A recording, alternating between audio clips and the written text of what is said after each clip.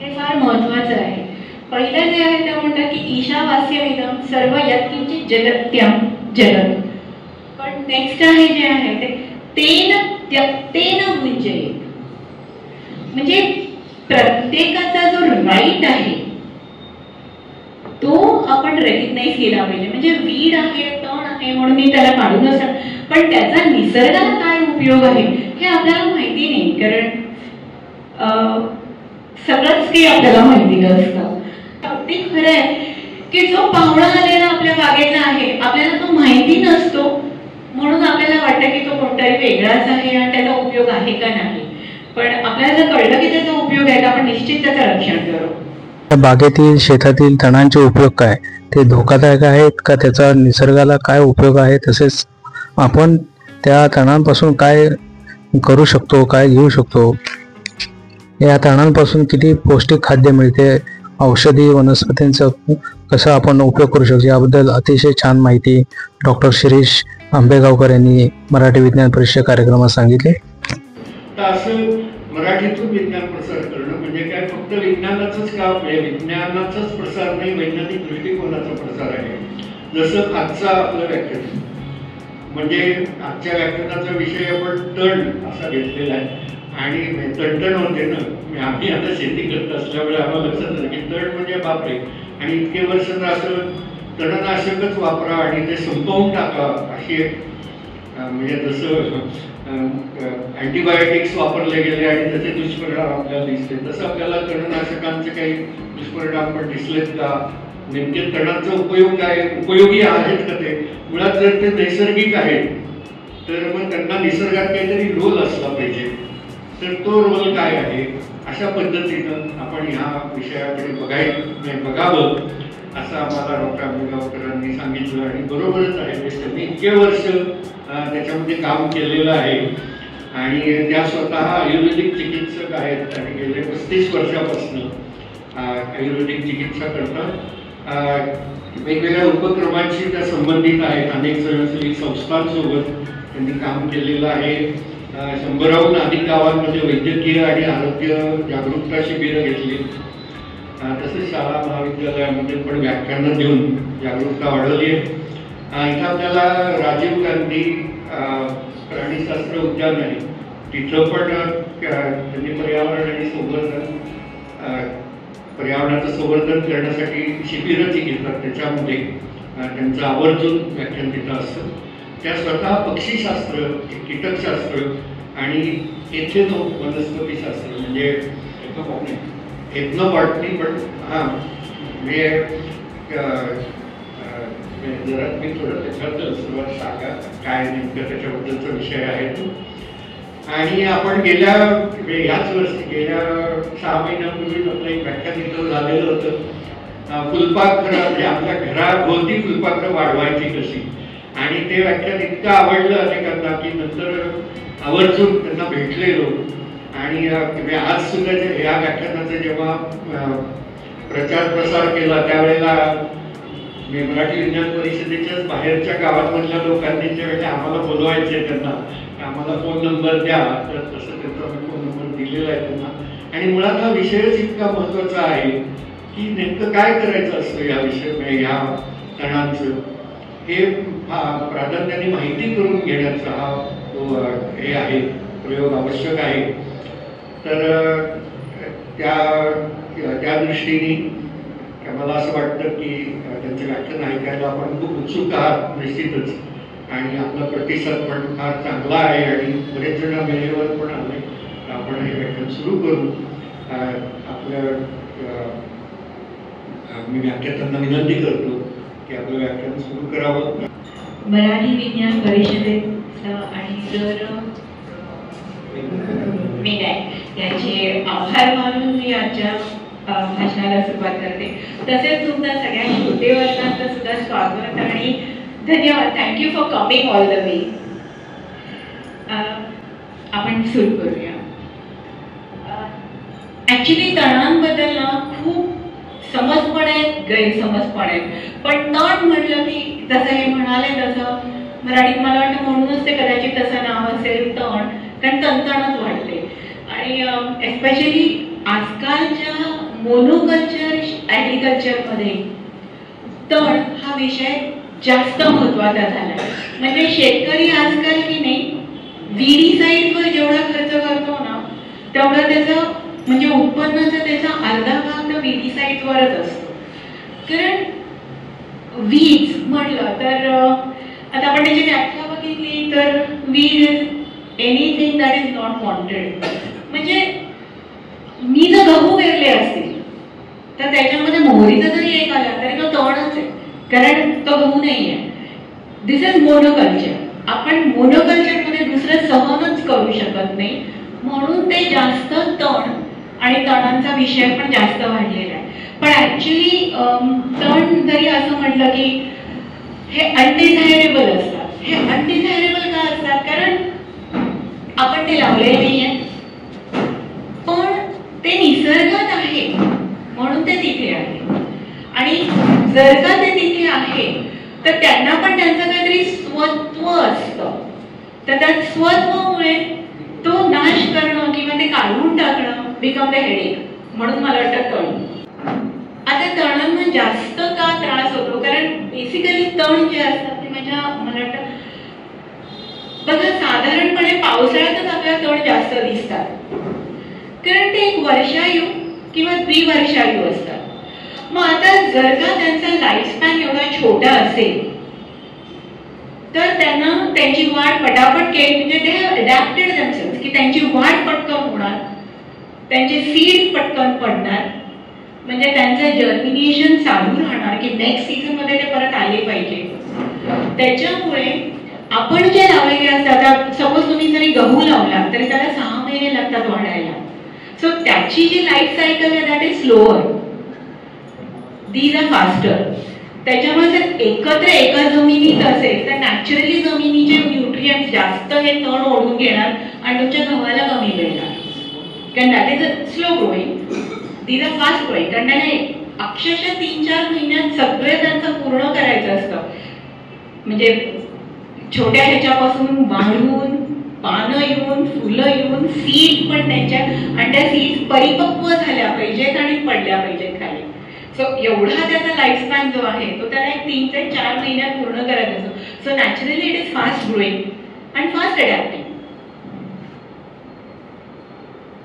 आता त्याच्यामुळे weeds compete for light, moisture, nutrients. काही वीड्सना टॉक्सिक प्रॉपर्टीज असतात, नाही असं नाही, but not everybody has toxic properties. मी म्हटलं तसं की हे वर्षायू असतात, द्विवर्षायू असतात किंवा थोडे आणखी परत राहू शकतात. त्याच्यामुळे हे जसे एकदम फास्ट ग्रो होतात. त्याचप्रमाणे वीड्स आता 2 प्रकार इथे मी लिहिलेले आहेत. एक इंडिजिनस म्हणजे जे आपल्या जागेत सापडणारे, जे इथेच आहे आणि जे पहिल्यापासून इथे आहेत ते इंडिजिनस. आणि हे इन्व्हेजिव्ह म्हणजे हे बाहेरून आलेले आहे. बाहेरून आल्यामुळे त्यांना इथे त्यांच्यावर ताबा ठेवणारा कुठलाही प्रेडेटर नसतो. त्याच्यामुळे ते आपल्या वातावरणात जास्तच फोफावतात, कारण त्यांना कोणच कर्बिंग काहीच नसतं. त्याच्यामुळे ते हवे तसे वाटतात. तर हे हवे तसे वाटणार तर पहिलं उदाहरण म्हणजे कॉस्मॉस. कॉस्मॉस आहे एक आणि दुसरं काँग्रेस गवत. ते सगळं बाहेरून आलं आणि ग्रीव ओव्हर हिअर. आता त्याच्यात आणखी एक तिसरा प्रकार आहे दॅट इज नॅचरलाइज्ड. नॅचरलाइज्ड म्हणजे हे जे प्रकार आहेत म्हणजे हे जी फॅमिलीज आहेत ह्या आपल्याकडे खूप वर्षांपूर्वी म्हणजे थाउजंड ऑफ इयर्स पहिल्यांदा आधी आलेले आहेत. त्याच्यामुळे आणि निसर्गामध्ये ना आज हाय उद्या गेट टुगेदर आणि नंतर बाय असं काही निसर्गामध्ये नसतं. निसर्गामध्ये फॉर अक्सेप्टन्स टेक्स डिकेड्स आणि years and years and years. त्याच्यामुळे हे जे नॅचरलाइज जे झालेले आहे त्यांना अक्सेप्टन्स मिळायला हे आता आपल्याला दिसतं की दे आर अक्सेप्टेड म्हणून दे आर नॅचरलाइज. साधं सांगते की बडीशेप आपल्या सगळ्यांना माहिती आहे. इंडियन क्विझिन मध्ये बडीशेप नाही असं होत नाही, बट बडीशेप ही बाहेरनं आलेली आहे. ती इजिप्तमधनं आपल्याकडे आली, वाघभट आली. कारण वाघभट इजिप्तला पहिल्यांदी तिथल्या पारोहाला उपचार करायला गेले होते आणि त्या काळात आपल्याकडे ती बडीशेप आली. सो बडीशेप इज नॅचरलाइज. पुदिना सुद्धा बाहेरून आलेला आहे, बट नाव इट इज नॅचरलाइज. सो हा फरक आहे. आता let's see the benefits of weeds. तण जरी आपण त्यांना म्हटलं तरी तण जे असतात ना ते मातीला घट्ट पकडून धरतात. त्याच्यामुळे आज जो आपल्याला लँडस्लाईड वगैरे, कारण सगळे डोंगर आपण मोकळे केलेले, ते छोटे छोटे आपण काही ठेवलं नाही, तरी मग ती माती जास्त आणि मृदसंधारण हा एक मोठा नवीन डोकेदुखीचा विषयच आहे. पण वीज हेल्प इन दॅट. तसंच कुठलीही जमीन जर का अशी घट्ट झाली असेल तर वीजची मुळं मी म्हटलं ते फास्ट ग्रोईंग असतात, त्याच्यामध्ये त्यांची मुळं पण पटकन जातात आणि कुठल्याही प्रकारची सॉईल ते छानपैकी त्याच्यात घुसू शकतात. त्याच्यामुळे सॉईल भुसभुशीत करणं हे काम पण वीजचं आहे. बऱ्याच कीटकांना, बऱ्याच पक्ष्यांना आणि बऱ्याच छोटे जे कृणी म्हणा किंवा श्वापद म्हणा, स्मॉल मॅमल्स, लिझर्ड्स वगैरे, all of them survive on वीज. बटरफ्लाईज तर होस्ट प्लांट्स 60 का 70% ऑफ वीज. न्यूट्रिएंट सायक्लिंग आणि इंडिकेशन म्हणजे कुठल्याही जमिनीमध्ये जेव्हा जास्त पॉल्युटंट्स असतात ते पॉल्युटंट सुद्धा बऱ्यापैकी हे वीज शोषून घेतात. सो सॉइलला नॅचरलाइज म्हणजे हार्मनी करायला सॉइलची वीज मदत करतात. आणि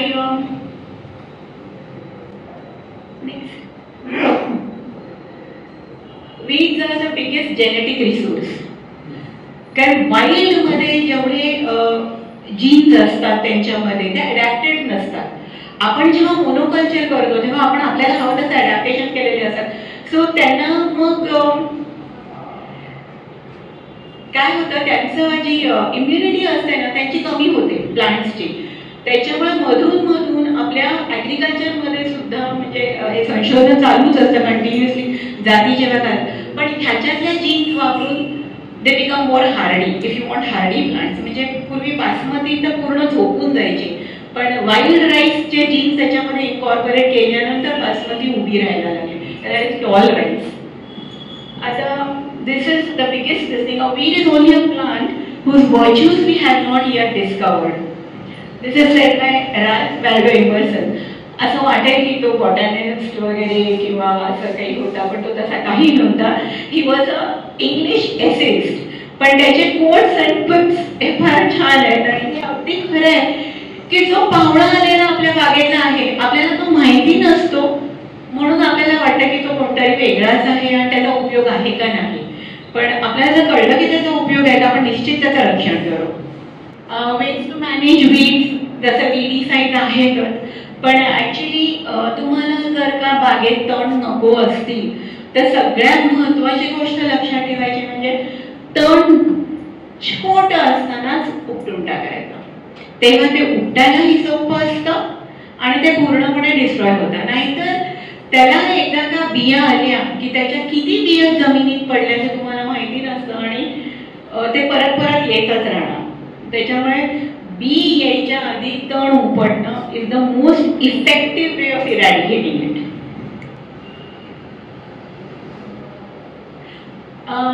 हे सुरू करायच्या आधी म्हणजे माहिती आपण वीज वेगवेगळ्या वीज बद्दल माहिती द्यायच्या आधी मला एक डिस्क्लेमर द्यायचा आहे. आजचं जे लेक्चर आहे ते जरी मी त्याचे उपयोग सांगत असले आणि त्यांच्या सगळ्यांचे औषधी उपयोग आहेत, पण त्यांचा औषधी उपयोग औषध म्हणून जर तुम्हाला उपयोग करायचा असेल तर दोन महत्वाच्या गोष्टी. वीज जे तुम्ही असे एस्पेशली तण हे कुठूनही उपटून खाऊ नये. तुम्हाला जर खायची असतील, तुम्हाला जर वापर करायचा असेल तर हे तण तुमच्या बागेत चांगल्या जागेतच उगवले गेले पाहिजे. कारण मी म्हटलं तसं हे जमिनीतले सगळे पोल्युटंट सुद्धा वर आणू शकतात. सो यू डोंट नो की तुम्ही काय खाताय. त्याच्यामुळे तुम्हाला जर वीड्स खायचे असेल तर they have to be grown in your own garden. दुसरं, वीड्सचे कुठलाही प्रयोग करताना त्याचे जे वरची जी टोकं असतात, वरची तीच खुडून खायची. खालची पानं शक्यतो खाऊ नये, कारण फायटोटॉक्सिन्स जे असतात ते जास्त खालच्या पानातनं साठतात. त्याच्यामुळे ती पानं म्हणजे जून झालेली पानं, भाज्या सुद्धा बघा जून कोणी खात नाही, भाज्या कोवळ्या लागतात. हे कारण बिकॉज ऑफ दिस, कारण फायटोटॉक्सिनचं प्रमाण त्याच्यामध्ये जास्त असतं. आणि मी मागच्या लेक्चरमध्ये पण सांगितलं तसं की आपण काय बॉटनी शिकतो किंवा बॉटनी शिकवतो, फुलपाखरं आर द बेस्ट बॉटनिस्ट. ते बरोबर म्हणजे तुम्ही जर एखादी माझी अंडी घालताना बघितली तर ती अंडी अशा ठिकाणी घालेल की ते तिचं जर का अंड्यातनं ती अळी बाहेर यायला 3 दिवस लागणार असेल तर ते 3 दिवसात तिचं पान बरोबर एवढं मोठं झालेलं असतं की ती लगेच ती खाऊ शकेल. चिने कुठल्याही अशा खालच्या पानावर कुठेतरी टाकून ती अजिबात जात नाही. Though she's never going to come back and look, which takes so much care. हे आहे, हे सगळ्यांना खूप माहितीतलं झाड आहे. ह्याला दगडीपाला. आता हे बघा, याचं प्रत्येक फूल जे आहे ना त्याच्या फुलाच्या खालचे जे देठ आहेत ना त्या प्रत्येकाला बी तयार होते. आता ह्याला फुलं किती आली म्हणजे बिया किती झाल्या, मग हे का नाही उगवणार. नेक्स्ट, दगडीपाल्याचं सगळ्यात जास्त महत्व आहे की दगडीपाला हॅज गॉट फिब्रोनोजेन सारखे त्याच्यामध्ये तत्व आहेत. त्याच्यामुळे ब्लड कोॲग्युलेशन साठी बेस्ट उपाय आहे दगडीपाला. त्याच्यामुळे कुठेही जखम झाली तर तुम्ही दगडीपाला असं नुसता सोडून जरी तिथे लावला ना तरी जखमेतलं रक्त लगेच कमी होतं. त्याच्यामध्ये विटॅमिन सी, विटॅमिन ए भरपूर आहे. अँटी ऑक्सिडेटिव्ह आहेत त्याच्यामध्ये भरपूर. त्याच्यामुळे ह्याची पानं चटणी करून खायला सुद्धा हरकत नाही. पण it is a calcium and magnesium bank. तर ही फुलपाखरं, दिस इज अ नेक्टर प्लांट. त्याच्यामुळे फुलपाखरं त्याच्यावर नुसतीच बसतात. पण ह्याच्या ज्या बिया आहेत ते छोटे पक्षी मुनिया वगैरे असतात ना, आपल्या चिमण्या सुद्धा ह्याच्या बिया खातात. नेक्स्ट इज घोळ. ही तर सगळ्यांच्या बागेमध्ये हेडेक असते. पण घोळीचे पण महत्व गांधीजींना भारी पडलेलं होतं आणि गांधीजी त्यांच्या प्रत्येक आश्रमामध्ये ह्या दिवसात 1-2-3 वेळा तरी घोळीची भाजी करायला म्हणजे केलीच जायची त्यांच्या आश्रमातून. घोळेमध्ये विटॅमिन ए आहे आणि त्याच्यामध्ये सगळ्यात बेस्ट म्हणजे ओमेगा 3 फॅटी ऍसिड्स आहेत. आता हे जे ऍसिड ना शक्यतो आपल्याला बाकी प्लांट्स मध्ये मिळत नाही. These are generally found in nonveg items. तो नॉनव्हेज जे खाणार नसतात त्यांच्यासाठी पर्सलिन इज द बेस्ट. पण पर्सलिन म्हणजे घोळ खाण्याच्या ह्याच्यामध्ये ना एक फक्त काळजी घ्यायची एवढी की घोळेमध्ये ना ऑक्झेलेट्स खूप असतात. त्याच्यामुळे घोळीची भाजी जनरली फार कोरडी करू नाही, खूप तेलावरती परतू नाही, ती थोडीशी पातळ म्हणजे आपण आळूची भाजी वगैरे करतो त्या टाईपमध्ये तिची भाजी करावी.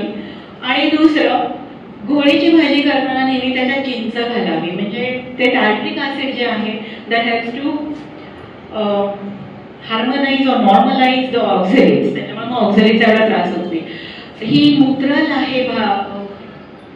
मूत्रल आहे त्याच्यामुळे या दिवसात तिचं खाण्याचं महत्व मी आता 1-2 स्लाइड झाल्यावर आणखी परत एकदा सांगते. हिचं दुसरं महत्व म्हणजे it is a companion plant. घोळीचे जर तुम्ही बघितलं तर तिचं टॅपरूट असतं आणि ते खूप खोलवर जातं. त्याच्यामुळे घोळ कधी तुम्ही अशी ना पूर्ण मुळासकट काढूच शकत नाही. जर का ती चांगली रुजली असेल तर ती काढणं तशी उपटून इज व्हेरी डिफिकल्ट.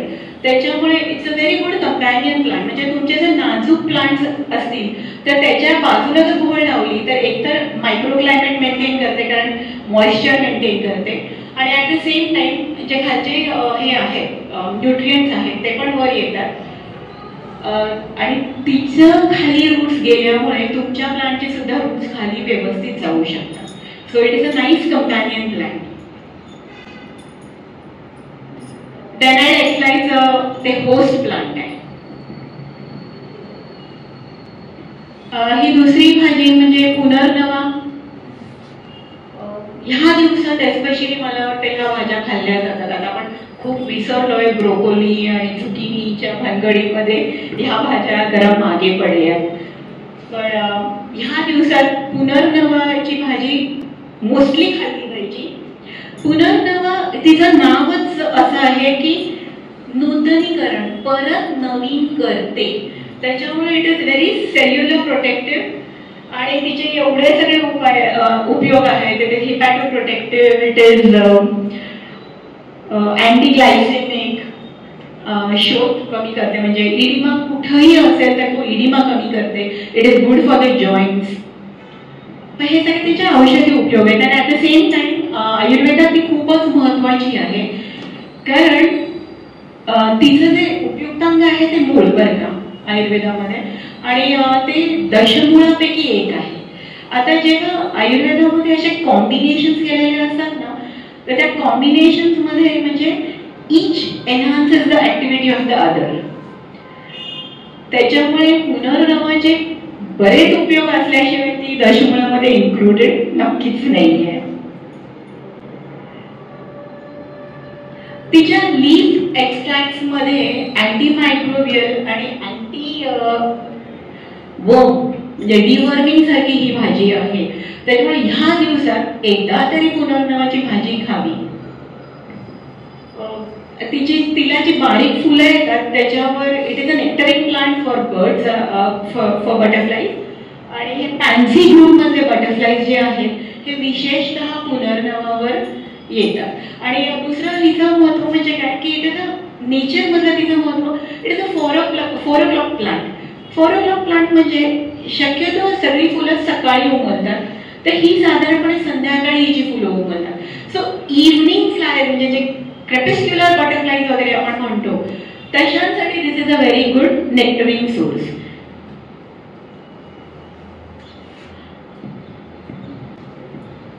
दुसरी वनस्पती म्हणजे कुरडू.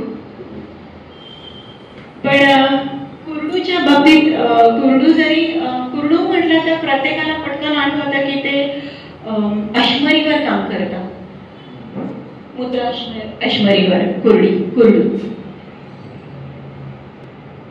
पण कुरडूचं आहे हे जास्त करून की नाही जमिनीला शुद्ध करणारं आहे.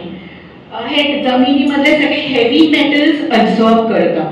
त्याच्यामुळे कुरडू ही शक्यतो फॅलो लँड म्हणजे जिथे काही दुसरं उगवत नाही तिथे कुरडू नक्की उगवतं. त्याच्यामुळे कुरडू जर खायचं असेल, भाजी करायची असेल, त्याच्या कोवळ्या कोमाची भाजी करतात एक, आणि दुसरं आपल्या फार्म हाऊस मध्ये आपल्या बागेत वाढवलेलं जास्त बरं. आता आय कम बॅक. आता मी ह्या तिन्ही वनस्पती ज्या सांगितल्या, घोळ, पुनर्नवा, कुरडू, ह्या तिन्ही वनस्पतींची भाज्या ह्याच सीझन मध्ये खाल्ल्या जातात. कारण आणि या सगळ्या तिन्ही भाज्या मूत्रालयात किंवा मूत्र स्रोतसावर काम करणारे आहेत.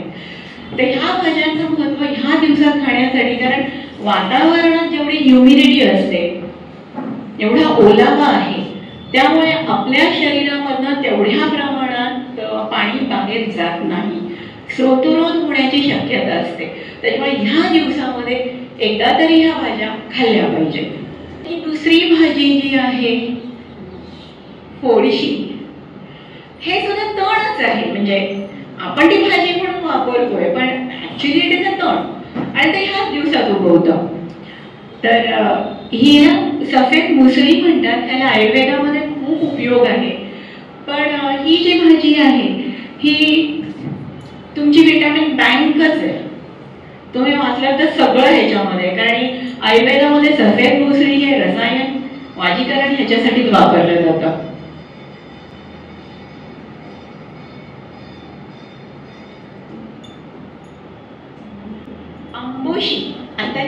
दाखवली ती उड सोरेल किंवा आंबोशी, हे जे आहे ही नॅचरलाइज्ड आहे, ही आपल्याकडची नाही आहे, पण ही नॅचरलाइज्ड आहे. कारण ह्याच्यावर फुलपाखरं अंडी टाकतात, म्हणजे it's a larval host plant of the pale blue butterfly.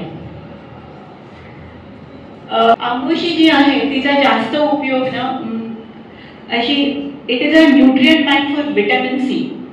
त्याच्यामुळे ग्रोईंग चिल्ड्रनलाही खायला काही हरकत नाही. ॲट द सेम टाइम मी म्हटलं तसं की एकदम कवळी पानं एक 2-3 तुमच्या मुलाला जर सकाळी तुम्ही खायला दिली तर that is is dose of vitamin C, त्याची इम्युनिटी नक्की वाढणार. पण जाडी खायची पानं घ्यायची नाही एवढं लक्षात ठेवायचं, कारण ह्याच्यामध्ये सुद्धा ऑक्झलेट्स असतात. तर हे ऑक्झलेट जर तुम्ही वरच्या पानांना घेतले तर त्याला ऑक्झलेट्स कमी असतात, पण जर झूम पानं घेतली तर त्याला ऑक्झलेट जास्त असतात. हे मस्टर्ड हे आहे, ह्याचा जास्त करून आपल्याकडे पण म्हणजे हे तण जे म्हणतात ना, हे जास्त करून एक तणासारखं, it is a garden escape, म्हणजे ॲग्रिकल्चर एस्केप. हा cleome, it is a agriculture escape. आणि क्लिओमचा उपयोग जास्त करून की नाही, जेव्हा तुम्ही हेवी मील करणार असाल तर हेवी मीलच्या कुकिंगमध्ये जर का तुम्ही ते क्लिओमची पानं घातली तर it helps in digestion, it adds in digestion and it gives a good flavour. आणि दुसरं, ह्याला मात्र तुम्ही कोबीच्या शेतीमध्ये ह्याचा उपयोग होत नाही, कारण कोबीवर जे ऍसिड्स येतात ते ह्याच्यावर शेल्टर करतात. त्याच्यामुळे कोबीच्या शेतीला ह्याचा काही म्हणजे तिथे हे काढावंच लागतं.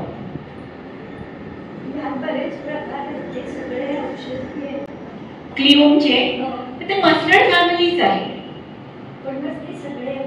हो, मस्टर्ड फॅमिली आहे. सगळे जास्त करून त्याचा हाच उपयोग होतो की इट एड्स डायजेशन, कारण मस्टर्ड उष्ण तीक्ष्ण आहे ना. क्लिओमचं तेल करून तुम्ही जर ह्याला लावलात ना गुडघेदुखीला तर त्याचाही उपयोग होतो. बॅसिलस रुब्रा म्हणजे मायाळू आहे. हे जे चित्र आहे मी स्पेशली घेतलेलं कारण ह्याच्यामध्ये तुम्हाला कळतं की एका त्याच्या दांड्यावर एवढ्या त्याला बिया येतात, की जे सगळं गोल गोल दिसत आहे ना या त्याच्या बिया आहेत. म्हणजे ते किती फास्ट पसरत असेल बघा. आणि मायाळू प्रचंड पसरतं, त्याच्यामुळे मायाळू जर तुम्ही लावणार असाल तर तुम्हाला नित्याने ते कापावं लागतं, हे नक्की. पण मायाळू सारखी गुणी वनस्पती नाही. आणि मायाळूचा आता सध्या कॅन्सर ह्याच्यासाठी खूप रिसर्च चाललेला आहे. आणि मुख्यतः म्हणजे कॅन्सरमध्ये एक्स्पेशली जी ऍसिडिटी होते ती कितीही तुम्ही अँटासिड घ्यायचं तरी ती कमी होत नाही. तर त्याच्यामध्ये जर का तुम्ही मायाळूचं सूप घेतलं तर डेफिनेटली तुम्ही 1-4 घास वेगळे खाऊ शकता. सो ती ऍसिडिटी खूप मॅनेजेबल होऊन जाऊ शकते. बाकी इट इज अ हिमॅटेनिक. आमच्याकडे एक पूर्वी पेशंट येतात, त्याला काहीही म्हणजे he was a very low social economic group, त्याच्यामुळे त्याला कितीही गोळ्या दिल्या तरी त्याला काही फरक पण पडायचा नाही, कारण बाकी खाण्यामध्ये पण काही नव्हतं. शेवटी डॉक्टरांनी त्याला सांगितलं की अरे माझ्या इथे हा वेल लावलेला आहे, त्याची तू रोज 2 पानं येऊन खा. त्या बंद्याने अगदी ते नित्यनियमाने केलं. अँड आफ्टर 2 मंथ्स जेव्हा त्याची परत हे केली HB केलं तर त्याचं HB झालं होतं 6. त्या 6 पासून त्याचं HB आलं 10. जस्ट 2 मंथ्स आणि ओनली 2 पान ऑफ मायाळू. इतकं एक्सलंट हिमॅटेनिक आहे अँड नॅचरल. हे ओळखायला येते की नाही मला माहिती नाही, पण हा टाकळा आहे. टाकळ्याचा उपयोग जास्त करून ह्याला पण केला, स्किन डिसीजेस मध्ये जास्त होतो. टाकळ्याची भाजी या दिवसात खाल्ली जाते, कारण परत तसंच आहे की ती एकदा ती भाजी खाल्ली की तुमची गट हेल्थ जी आहे ती सुधारायला मदत होते. म्हणजे जनरली ह्या दिवसांमध्ये कृमी हा प्रकार जास्त होतो. तसंच any kind of bacteria non ह्याच्यात गटमध्ये सुद्धा तयार होतच असतात आपल्या गटमध्ये. त्याच्यामुळे एकदा तरी टाकळ्याची भाजी जर ह्या दिवसात खाल्लेली असेल तर नंतर तर तुमचं दिवस सगळे चांगले जाऊ शकतात, म्हणजे इट हेल्प्स. टाकळा is a food plant of immigrant butterfly. आणि टाकळ्याचा असा पण उपयोग केला तर महाजन सर नेहमी सांगतात की काँग्रेस जिथे वाढत होतं त्याच एरियामध्ये कम्पिटिंग प्लांट म्हणून जेव्हा टाकळा पेरला गेला, या टाकळ्याच्या बिया टाकल्या गेल्या, तर this was even more fast growing than congress. त्याच्यामुळे काँग्रेस कमी व्हायला मदत झाली टाकळ्यामुळे. बघा आता बऱ्याच पॅचेस मध्ये आपल्याला टाकळा दिसतो पण काँग्रेस दिसत नाही. प्रिटी अमरंथ म्हणजे आपला काटेमाठ. आता काटेमाठ सुद्धा न्यूट्रिएंट बँक आहे आणि ह्याच्यामध्ये तर सगळंच आहे, म्हणजे riboflavin, folate, magnesium, iron, zinc. त्याच्यामुळे ही जी भाजी आहे ही बाळंतिणीच्या डाएट मध्ये अगदी असायलाच पाहिजे. हळवी शिजवायची आणि कुठलीही पालेभाजी ना परत परत गरम नाही करायची, एकदाच करायची आणि ती वाढायची. परत परत गरम केल्यानंतर ह्याच्यामध्ये नायट्रेट्स म्हणजे नायट्रेट जास्त असतात, त्यांना आपण परत परत गरम करून ते बिकम नायट्राइट्स. मग that is bad for health. हल्ली इट इज इस्टॅब्लिश की नायट्राइट्स आर कार्सिनोजेनिक. त्याच्यामुळे पालेभाज्या शक्यतो परत परत गरम करायच्याच नसतात. हे पण कंपॅनियन प्लांट म्हणून चांगलं असतं कारण ह्याच्यावर ते लीफ मायनस जास्त येतात, जे तुमच्या ग्रोईंग म्हणजे तुम्हाला जे वाढवायचं आहे त्या प्लांटपेक्षा ते अमेरॅन्थवर ट्रॅप केले जातात. आणि अमेरॅन्थचं पण असंच आहे की ते सॉइल युजच करतं फॉर नेबरिंग प्लांट्स. ह्याच्यावरचं मात्र जे फुलपाखरू घालतं ते रेड बॉडी स्वॅलोटेल म्हणून फॅमिली मधलं आहे, रोज बटरफ्लाईज.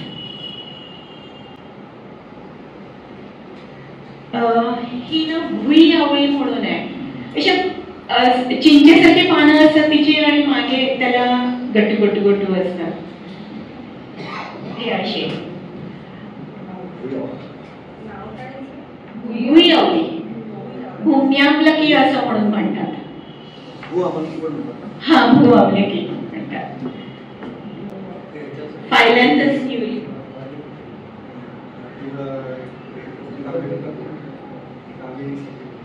It is hepatoprotective. ह्यांनी लगेच सांगितलं कावेरीसाठी उपयोग केला जातो त्याचा. इट इज हिपॅटोप्रोटेक्टिव्ह आणि शुगर कंट्रोल मध्ये ह्याचा चांगला उपयोग होतो. त्याच्यामुळे ह्याची भाजी करून खाल्ली किंवा चटणी करून खाल्ली तर चालते.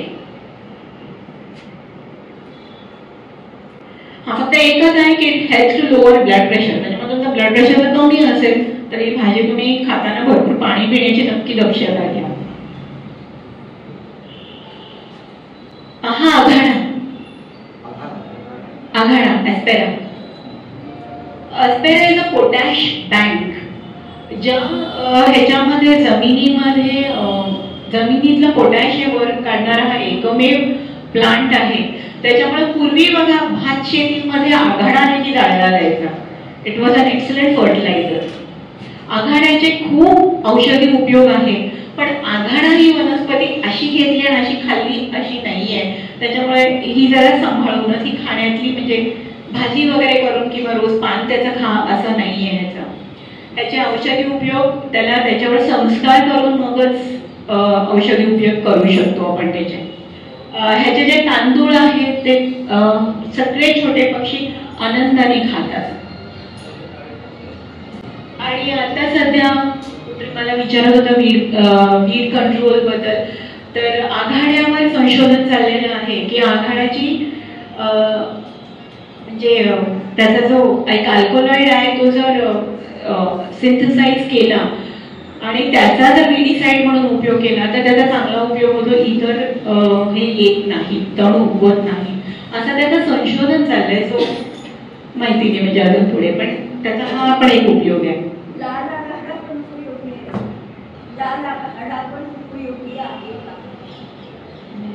I use the green one. Green variety वापरली जाते, त्याच्यामुळे लाल बद्दल मला माहिती नाहीये. ही जी आहे ही सिल्क इंडिगो म्हणतात ना त्यातली आहे. मला याचं मराठी नाव आता पटकन आठवत नाहीये. कोणाला माहिती आहे का? निळी निळी म्हणतात त्याला, निळी निळी. पूर्वी त्याची नीळ लावली जायची की नाही, आपल्याकडे नीळचं कल्टिवेशन खूप होतं, त्यातला हा एस्केप आहे. पण निळीचे जे उपयोग आहे ते त्याच्या केसांसाठी खूप चांगला उपयोग होतो. नीळ ही डायसाठीच वापरली जाते. पण नीळ, थोडासा जास्वंदीची फुलं, थोडासा आवळा असं जर एकत्र करून तुम्ही उकळून त्याचं कन्कॉक्शन केलं तयार, तर तुम्हाला ना केसाला डाय लावावं लागेल, ना कंडिशनिंग करावं लागेल, आणि हेल्दी नरिश्ड हेअर. हा थोडा माका घातला तरी चालेल. हा माका आहे. माक्याचे खूप उपयोग आहेत आणि माक्याचा सगळ्यात बेस्ट उपयोग म्हणजे माक्याला की नाही, it is a bio indicator of your soil. कारण त्याला थोडं पाणी लागतं, म्हणजे थोडी पाणथळ जागा लागते. पण घाणेरड्या पाण्यामध्ये माका उगवणार नाही. पाणी जर स्वच्छ असेल तरच माका उगवणार तिकडे. आणि त्याच्यामुळे जर का माका उगवत असेल तर निश्चित ती जागा चांगली आहे. आता हेच त्याचा आणखीन एक प्रकार आहे, ही वनस्पती. आता ही जी जर तुम्ही फुलं बघितली तर ती डायरेक्टली त्याच्या त्या नोडमध्ये झालेली आहेत बघा. आणि आधीची साईड दाखव. माक्याचं फुल असं देठावर येतं, नोडमध्ये असं देठावर येतं, ही त्याची ओळखायची खूण. आणि ही जी दुसरी जी आहे ती कचरी, ती घाणेरड्या पाण्यासुद्धा मध्ये उगवते आणि दिसते माक्यासारखी, म्हणून सरसकट आपल्याला तुळशी बागेमध्ये कचरी माका म्हणून देत असतात. तर तुम्हाला तो बघावा लागतो की माका कुठला आणि कचरी कुठली. माक्याचे उपयोग आहे, माका इज सेल्फ प्रोटेक्टिव्ह. तसंच तुम्हाला जर का श्वासाचे कुठलेही विकार असतील तर तुळस, माका आणि मध असं जर एकत्र करून तुम्ही जर घेतलं तर तुम्हाला बाकीचे जे लागणारे ब्रॉन्कोडायलेटर्स किंवा औषधं ही जरा कमी लागतात. पण रोज 1 चमचाभर घ्यायचंय असं करावं लागतं. दुर्वा आता अति महत्वाचे आहे. गणपती आला की गणपतीला आवडतात. पण गणपतीला का आवडतात? कारण शेवटी असं आहे की दुर्वा जर का असेल, म्हणजे any kind of blade of grass जर उगवू शकेल जमिनीमध्ये, तर ती जमीन नंतर रिजनरेट स्वतःला करू शकणार आहे.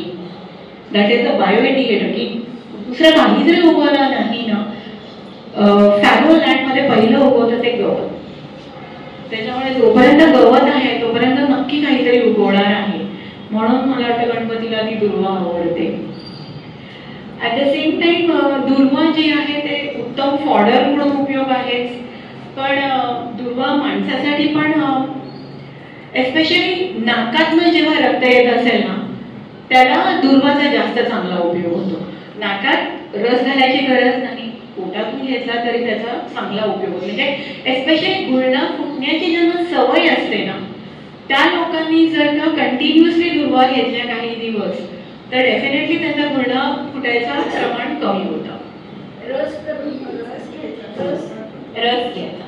म्हणूनच ती चांगल्या ठिकाणची असली पाहिजे, ते तुमच्या घरातच उगवलेली असली पाहिजे.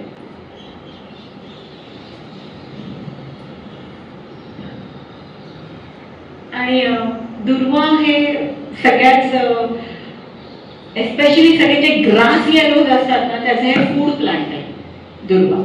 इव्हनिंग ब्राऊनचा पण फूड प्लांट दुर्वा आहे.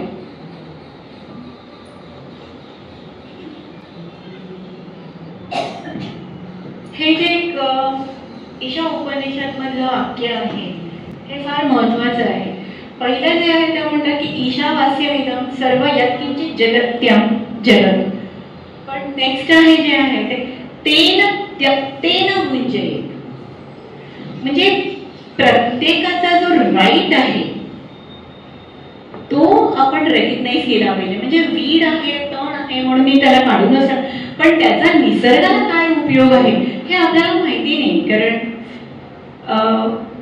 सगळंच काही आपल्याला माहिती नसतं, त्याच्यामुळे वी डोंट नो. तर आणि त्याच्यातले जे आहे की whatsoever is individual units of movement in universal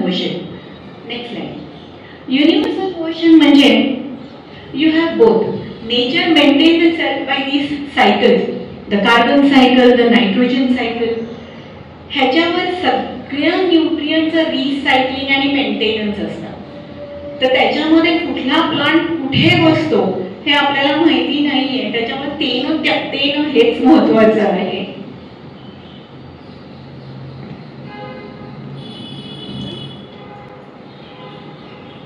thank you. इन्व्हेजिबल antenna. हो बरोबर आहे, पण जनरली तुम्ही लांडणं खाऊ शकत नाही का? मी आज जे बोलले ते जे सगळे जे बीज आहेत त्याचे तुम्ही खाऊ शकता, उपयोग करू शकता.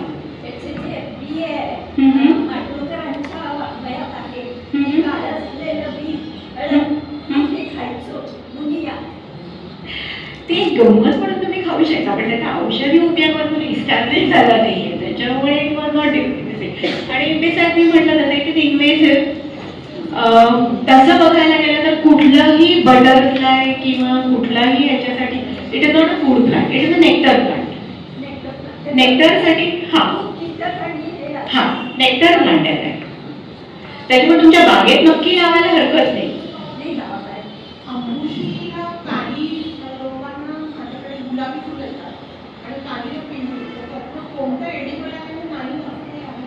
दोन्ही एडिबल आहेत, दोन्ही एडिबल आहेत.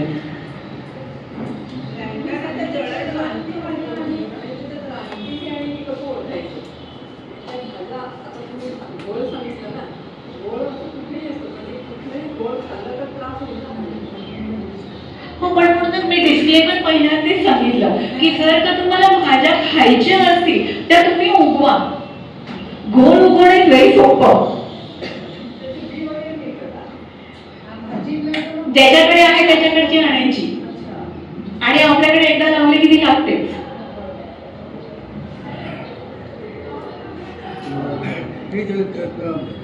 करटोली, घोळ, टाकळा, कुरडू ह्या ज्या रानभाज्या आपण सांगितल्या तर ते तण म्हणून आहेत का जंगलामध्ये रानभाज्या म्हणून रानात उगवले जातात ते तण आहेत का काय? हे तणच आहे. तण आहे म्हणजे उपयुक्त तण आहेत.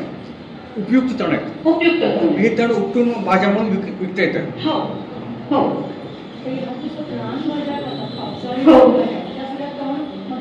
हो तणच असतात त्या सगळ्या. आता तोच प्रश्न आहे की विकल्या जातात म्हणजे चिवळ गोळ हे पण आपल्याला विकत मिळते. तर आता एकतर त्या लाव म्हणजे आपल्याला त्यांचं ओरिजिन माहिती नाही. तर बेसिकली आमच्या एक टीचर सांगायच्या की असं जर काही असेल की ज्याचं ओरिजिन आपल्याला माहिती नाहीये but we have to use it, तर मग त्या आणायच्या आणि एक रात्रभर पाण्यामध्ये स्टँड करायच्या. म्हणजे मग त्यातले जे न्यूट्रिएंट्स जे ते ड्रेन होऊन जाऊ शकतात, अनवॉन्टेड त्याच्यात ड्रेन होऊन जाऊ शकतात. That is only thing that can be done.